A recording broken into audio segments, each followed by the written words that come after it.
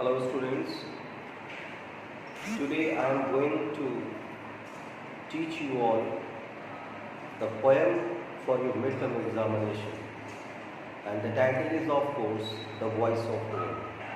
This poem has been composed by a very famous representative poet of America, and the name is Walt Whitman.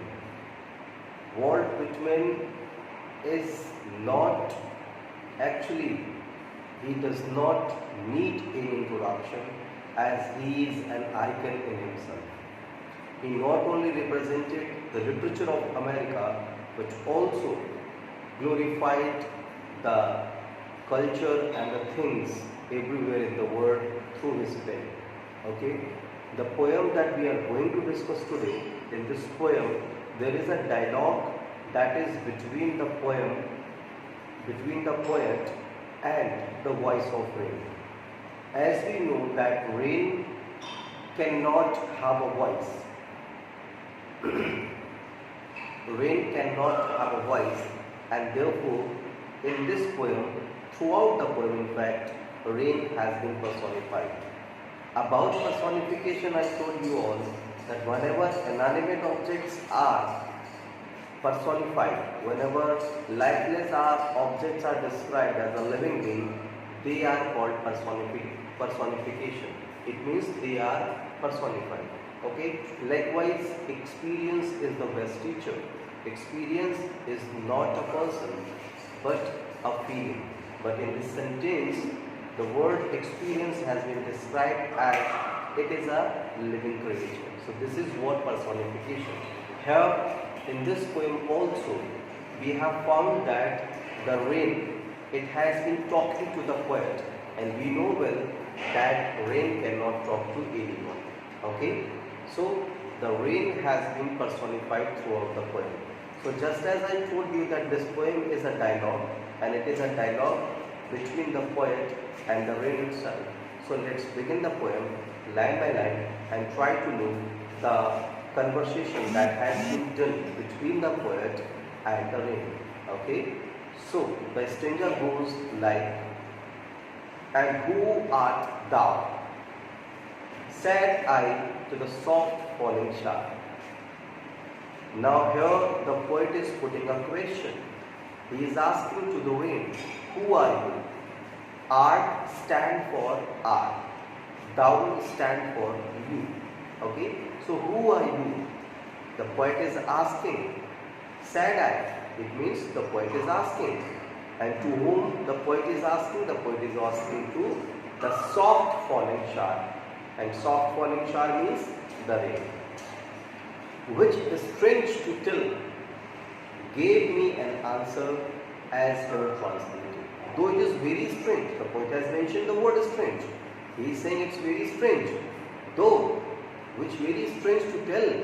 I am very shocked to tell you all that the shower answered.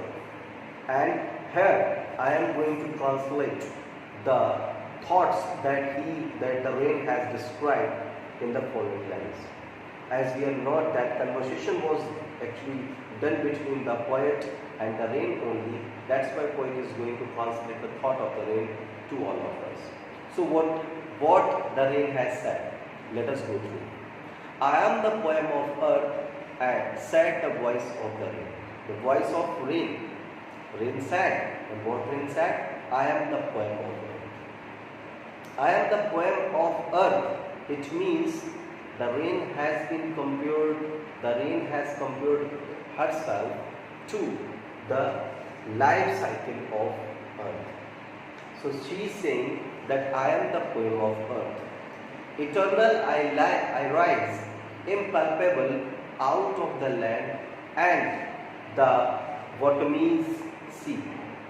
The rain is saying, I am continuously I am taking shape from the land and also from the sea.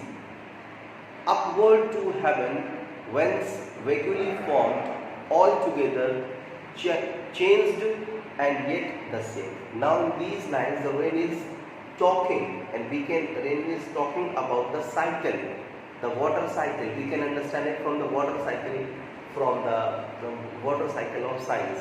Okay, when there is very harsh sun, the water is evaporated. It goes upward and there it remains, though the form has been changed, but it is present over there. It remains over there. The rain remains over there in the shape of water, though the form has been changed. And when get opportunity, descended.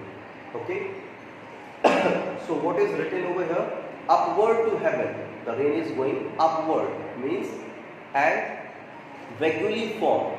Very vaguely it has formed its shape all together, but yet the same. Yet it remains same. So these are the lines that were spoken by the rain. Then rain continued to talk about herself. I descend to lay the dots, atomies, dust layer of the globe. So I descend means the rain rained. Wherever there is need of rain, the rain descend. It descend to the drops. It descend to each and every particle of the earth wherever there is a need of rain.